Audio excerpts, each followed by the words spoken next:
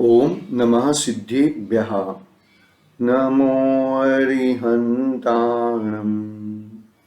नमो सिद्धाणं नमो आयर्याणं नमो वज्रायाणं नमो लोये सौवसाहुणम् मंगलम भगवान वीरो मंगलम गौतमो गणी मंगलम कुंदे कुंदार्यो जैन धर्मोस्तु मंगलम सर्वमंगल्य मंगल्यम सर्वकल्याणकारकम प्रधानं सर्वधर्माणां जैनं जयतु शासनम् जैनं जयतु शासनम् यस्य स्वयं स्वभावाप्ति प्रभावे कुत्स्नकर्मण तस्मै संज्ञानरूपाय नमस्तु परमात्मने नमस्तु परमात्मने नमस्तु परमात्मने। चेतिले चेतन चेत्या वीना केम चालसे। महान समर्थाचार्य देव पूज्यपाद स्वामी का ये महान ग्रंथ इष्टोपदेश विराजमान है। अपना स्वाध्याय 21वीं नंबर के गाथा के ऊपर चल रहा है। शिष्य का प्रश्न था कि आपने हमें ध्यान करने का उपदेश दिया तो हम किसका ध्यान करें। आपने ये भी कहा कि आत्मा का ध्यान करो, अपना चैतन्य स्वभावी भगवान आत्मा का ध्यान करो और वो खली का ध्यान मत करो, ऐसा कहा। तो हे प्रभु, हे आचार्य देव, हे भगवान, आप हमें इस आत्मा का स्वरूप बताओ। क्या बताओ? वो आत्मा कैसा है, वो उस आत्मा का स्वरूप बताओ। ऐसा शिष्य विनय पूर्वक आचार्य देव को, भगवान को इस प्रश्न पूछता है। इसका मतलब शिष्य को मालूम पड़ गया है कि ये 5 इंद्रिय के विषयों में, 5 इंद्रिय के विषयों में सुख नहीं है, पैसे कमाने में सुख नहीं है, पैसा दान के लिए कमाया वो भी सही नहीं है। वो सब उसको पूरा बैलेंस मालूम पड़ गया। मतलब एक ग्रंथ की मालूम पड़ा कि ग्रंथ की किस आचार्य देव कैसी बैलेंस पूर्वक बात को बढ़ाई है। पूरा द्रव्यानुयोग और चरणानुयोग का बैलेंस के साथ में ग्रंथ को आचार्य देव एक वैज्ञानिक ढब से आगे बढ़ाते हैं। बहुत ही मतलब एक बहुत ही अच्छा लगता है ना। देखो, पहले मतलब पूरा बताया कि तू जहां पे खड़ा है वहां पे तू क्या करता है और वहां पर तुझे इसमें तुझे सुख है कि नहीं है। पूरा लॉजिक के साथ, पूरा न्याय के साथ समझाया, न्याय के साथ और दृष्टांतों के साथ समझाया। और फिर क्या कहा कि भाई सुख तो आत्मा में है, सुख आत्मा में है, ऐसा कहकर वो क्या कहा, वहां पर क्या कहा। अब थोड़ा डीप में सोचो, थोड़ा ध्यान लगा के थोड़ी अच्छी तरह से कि किस तरह से ग्रंथ को आगे बढ़ाते हैं। समझ में आ रहा है बात को? क्या कहा कि भाई सुख तेरे आत्मा में है, संसार में सुख नहीं है। वो बात बताकर क्या कहना चाहते हैं कि तू अनादि से जो संसार के पीछे लगा है, रुपये पैसों के पीछे लगा है, पैसे कमाने का, संसार बढ़ाने का, उससे मुझे सुख मिलता है, ऐसी मिथ्या बुद्धि जो तू मान रहा है वो पूरा गलत है। सुख आत्मा में है। तो वो आत्मा का स्वरूप कल से हमने प्रारंभ किया था थोड़ा। आत्मा का स्वरूप हर जगह पे आता है, यहाँ पे आएगा। आचार्य देव ने मतलब भावार्थ में बहुत ही अच्छी तरह से विश्लेषण है। हम पहुंचेंगे कि नहीं पहुंचेंगे वो बात अलग है, आज कल पहुंचेंगे, लेकिन पहुंचेंगे जरूर। 21 नंबर की गाथा में आचार्य देव ने आत्मा के 5 विशेषण बताए। आत्मा के 5 विशेषण क्या क्या बताए वो थोड़े हम देख लेते हैं, कि फिर बाद में हम गाथा पढ़ते हैं। लोक अलोक को जानने वाला, जानने वाला कहकर करने वाला नहीं है। ईश्वर करता है, वो बात को खंडन हो जाता है। ईश्वर इस लोक को ब्रह्मा ने बनाया, बरोबर है। विष्णु उसका पालनहार करते हैं, और नरेश जो भी है, नरेश वो उसका संहार करते हैं। तो वो एक फटाक से वो चीज को फुल स्टॉप मिल गया कि आत्मा है, यानी कि जीव है, वो लोक और अलोक को जानने वाला है। कहेंगे उसका विश्लेषण आने वाला है। और अत्यंत अनंत सुख स्वभाव वाला है। अत्यंत अनंत सुख, मतलब उसको सुख डालना पड़े, कोई उसको सुखी बता दे, कोई उसको सुखी कर ले, ऐसा नहीं है। अत्यंत और अनंत सुख वाला है। अनादि भी सुख वाला था, वर्तमान में भी सुखी है, और अतीत में भी, आगे वाला भविष्य काल में भी वो सुखी रहेगा। अत्यंत मतलब जरा भी दुख का कारण नहीं है उसके अंदर। अत्यंत अनंत सुख वाला है। शरीर प्रमाण है। शरीर प्रमाण कहकर क्या कहना चाहते हैं कि भाई जो तुम इस शरीर को दुख देगा तो उसको दुख होएगा भाई। चरणानुयोग पूरा बता दिया उसके अंदर शरीर प्रमाण कहकर। ये चीटी है तो वो चीटी को, आत्मा तो मरता नहीं है, आत्मा तो कटता नहीं है, आत्मा तो जलता नहीं है, वो सब नहीं होता है, तो ये चीटी को मसल लो, है ना। ऐसा गीता में ऐसा संदेश दिया है। तो ये वो शरीर प्रमाण को, शरीर को मार डालो तो आत्मा तो मरता नहीं है ना, आत्मा तो कुछ होता नहीं। अरे भाई, शरीर को दुख होएगा तो आत्मा को दुख होएगा। शरीर और आत्मा के साथ एक क्षेत्रावगा है भैया। तो वो शरीर को दुख होएगा तो आत्मा को दुख जरूर होएगा, बरोबर है। शरीर प्रमाण है वो, और अविनाशी है। इस शरीर का नाश होने से, कितनी बैलेंस वाली बात कही। शरीर का नाश होने से तेरा नाश नहीं होता है, अविनाशी है, और ससंवेदन गम्य है। ससंवेदन, प्रत्यक्ष। कल भी बताई थी ना, सम्यसार ग्रंथारिराज की 5वीं गाथा का अनुसार बताया था कि स्वसंवेदन कैसे होता है। स्व यानी कि अपना आत्मा का, स्व का संवेदन स्व से होता है। स्व का संवेदन स्व से होता है। बहुत ही गंभीर बात है इसके अंदर।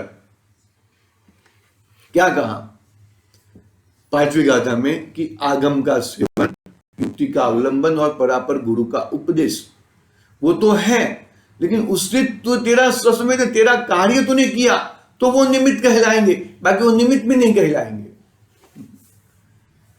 वो तूने उससे अपना कार्य किया तो वो निमित्त कहलाएंगे, बाकी निमित्त भी कहलाने वाले नहीं है।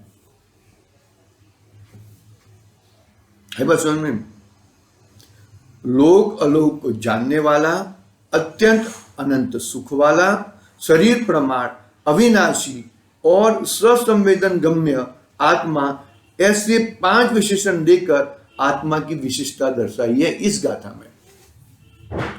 गाथा पढ़ते हैं तो अपने को थोड़ा मालूम पड़ेगा। ये तो मैंने थोड़ा अपना देखो, स्वसंवेदन सुव्यक्त स्तनु मात्रो निरत्यय अत्यंत सौख्यवानात्मा लोकालोक विलोकनम।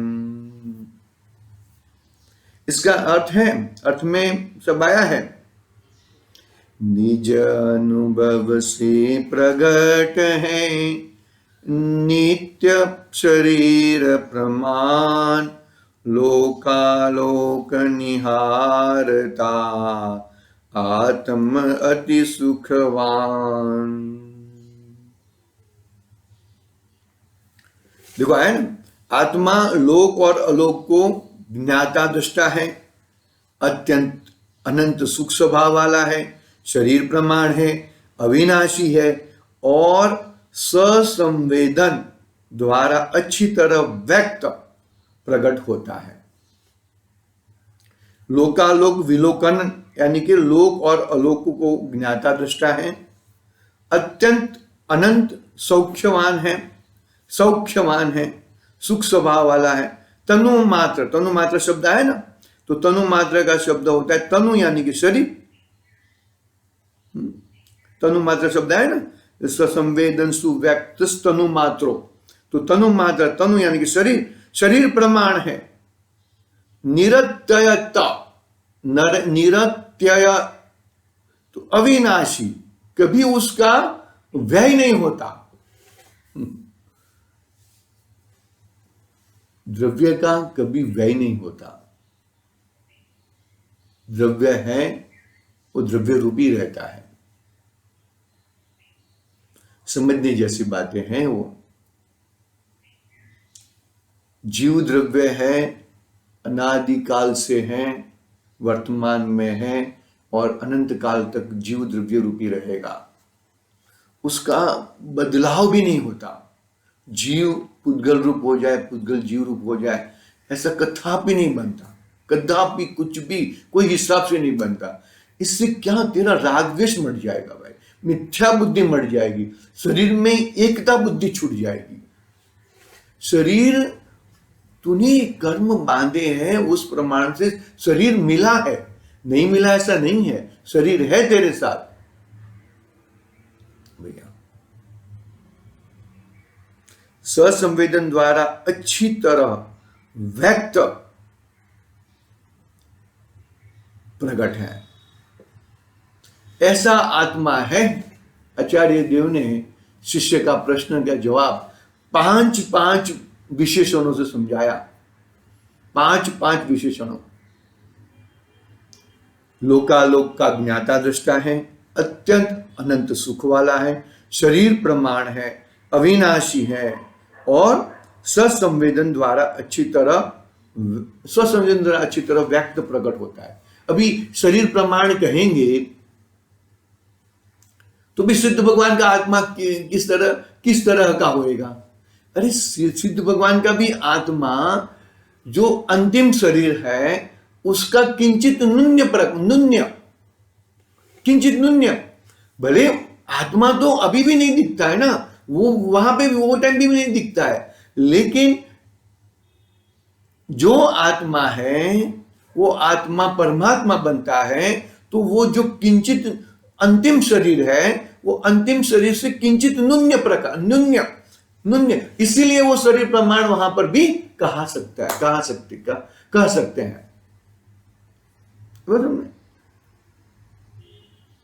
मिथ्या दृष्टि शरीर और आत्मा की एकता मानता है, लेकिन ज्ञानी ने तो भले शरीर है, लेकिन शरीर में एकता बुद्धि हट गई है और अपना ज्ञान स्वभावी आत्मा में अत्यंत सुख वाला, अत्यंत शौक वाला, वो उसमें एकता बुद्धि कर दी है।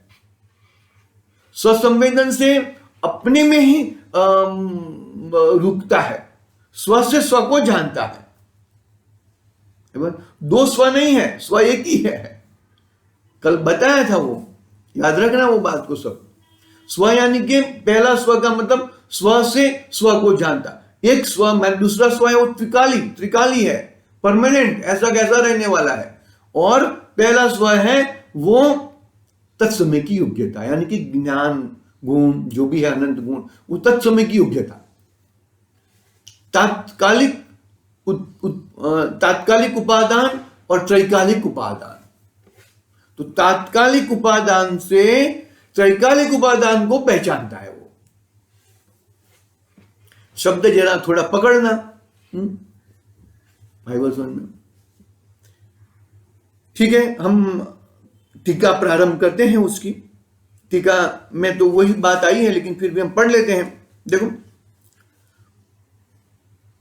है, कौन है वह आत्मा? कैसा आत्मा? कि भाई लोक और अलोक का ज्ञाता दृष्टा है। लोक और अलोक का ज्ञाता दृष्टा है, अर्थात जीवादि द्रव्यों से व्याप्त आकाश, जीवादि द्रव्यों से व्याप्त आकाश। सो लोक और उससे अन्य आकाश, सो अलोक, इन दोनों से विशेष रूप से अर्थात अशेष रूप से कुछ भी शेष रखे बिना परिपूर्ण से अवलोकता है, देखता है, जानता है। आकाश को तो जानेगा, लोकाकाश को तो जानेगा, अलोकाकाश को अलोकाश का आकाश की तरह जानेगा। अरे भाई, लोकाकाश का जो द्रव्य है वो लोकाकाश में है, अलोकाकाश में एकमात्र आकाश है, तो आकाश को ही जानेगा, कोई भी और कोई द्रव्य नहीं है, ऐसा जानेंगे, बरोबर ना। तो लोक और अलोक का ज्ञाता दृष्टा है, जैसा है ऐसा जानते हैं। जीवादि द्रव्यों से व्याप्त आकाश, जीवादि 6 द्रव्य हैं, उससे व्याप्त आकाश, सोलोक, और उससे अन्य जो जीवादि 6 द्रव्य जहां पे नहीं है वो भी अनंत आकाश है, उसको अलोकाकाश कहा जाता है। लोक का आकाश और अलोकाकाश, आकाश तो एक ही द्रव्य है, उसकी दो बात करें ना। लोकाकाश में जहां पे जीवादि 6 द्रव्य, स्वयं आकाश भी रहता है, और जीवादि 6 द्रव्य मतलब 5 द्रव्य, आकाश द्रव्य एक है, तो सब मिलके वो लोकाकाश कहा जाता है। और जहां पे जीवादि 6 द्रव्य नहीं है, ऐसे अलोक, उसको अलोकाकाश, दोनों को सिर्फ जानता देखता है। वह इनसे ऐसा कहकर ज्ञान शून्य चैतन्य मात्र आत्मा, ज्ञान शून्य चैतन्य मात्र ही आत्मा है, ऐसा कहकर किसका खंडन किया? बौद्ध मति का, है ना। देखो, ज्ञान शून्य चैतन्य मात्र मतलब बौद्ध मत क्या कहता है कि अभी ये आत्मा है, दूसरे समय दूसरा आत्मा हो जाएगा, दूसरे समय तीसरा आत्मा हो जाएगा, ऐसा नहीं है। तो भाई उदाहरण है ना कि भाई ये मैंने तेरे से लाख रुपया लिया है, तो भाई वो वापस कर, भाई जो लेने वाला आत्मा अलग था, अभी ये आत्मा अलग है, ये आत्मा जानता नहीं है, ये आत्मा को मालूम नहीं है। ऐसा नहीं होता, ऐसा नहीं होता भाई। वो आत्मा वही आत्मा है, बरोबर है। ज्ञान शून्य चैतन्य मात्र आत्मा, ज्ञान शून्य चैतन्य मात्र ही आत्मा है, ऐसा सांख्य मत का तथा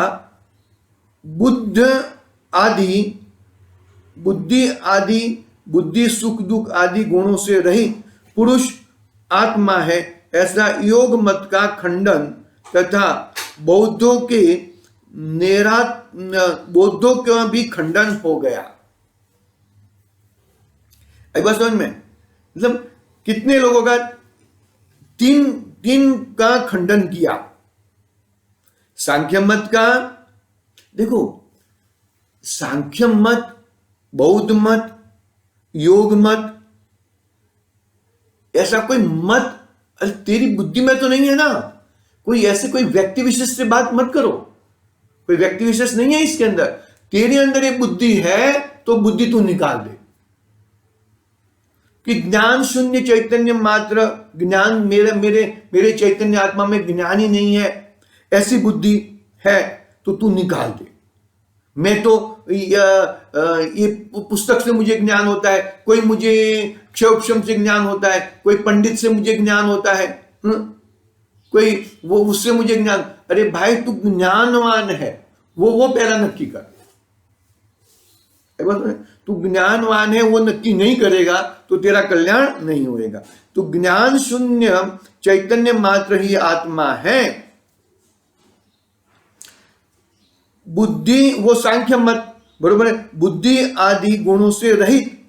अरे बुद्धि यानी कि ज्ञान, सुख, दुख, वो सब ऐसा, अरे तेरे अंदर ही है।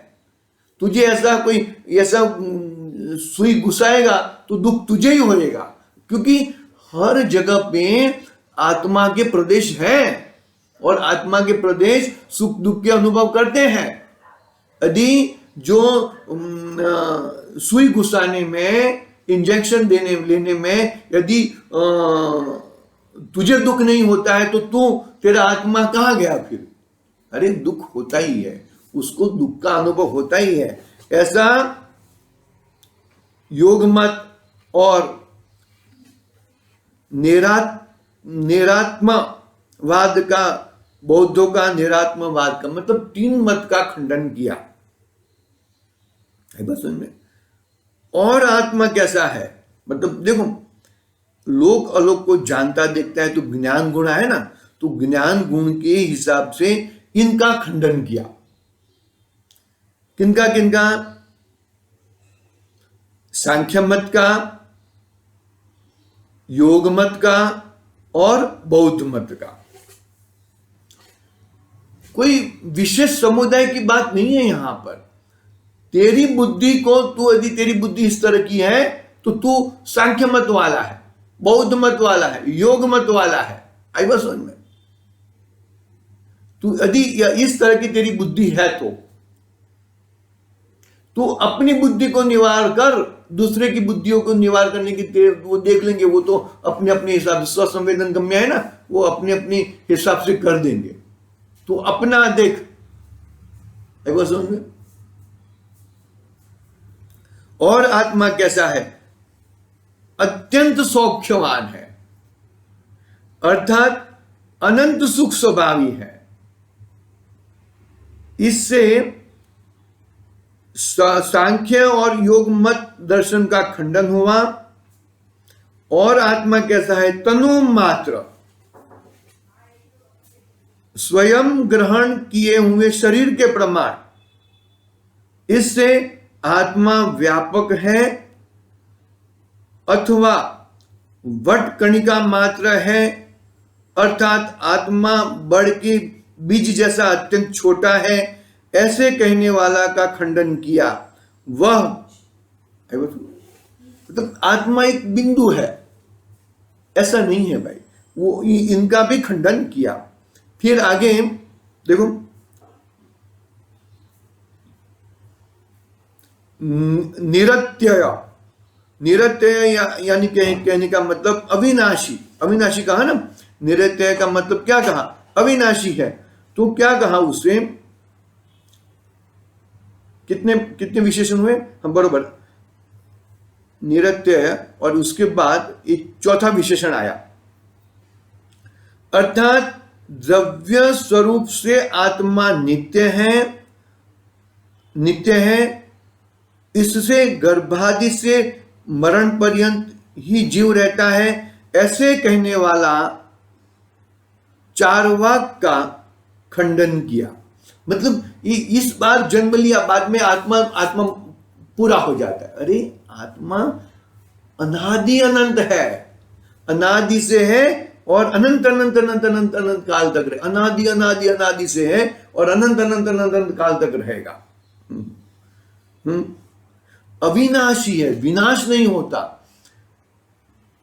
चारवाक खंड क्या कहता है कि ये आत्मा यहां पर आया है, वो मर गया तो आत्मा मर गया, ऐसा नहीं किया है। देखो क्या कहा, द्रव्य रूप से आत्मा नित्य है, इससे गर्भाधिक से मरण पर्यंत ही जीव रहता है, बाद में वो शरीर के साथ वो भी मर जाता है। अरे भाई शरीर मर जाता है तो आत्मा थोड़ी मर जाएगा, आत्मा मरता नहीं है। बराबर, ऐसे चारवाक का खंडन किया।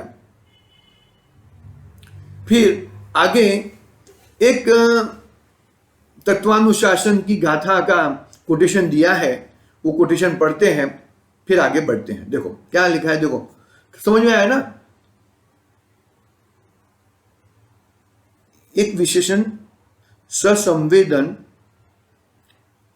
चार बात बता दी, अभी एक बात बची है ससंवेदन। क्या क्या चार बात मतलब, देखो लोकालोक को जानने वाला, ज्ञाता दृष्टा है, अत्यंत अनंत सुख स्वभाव वाला है, शरीर प्रमाण है और अविनाशी है। वो चार विशेषण की बात हुई। अभी इसके आगे की जो बात है वो ससंवेदन सुव्यक्त, वो बात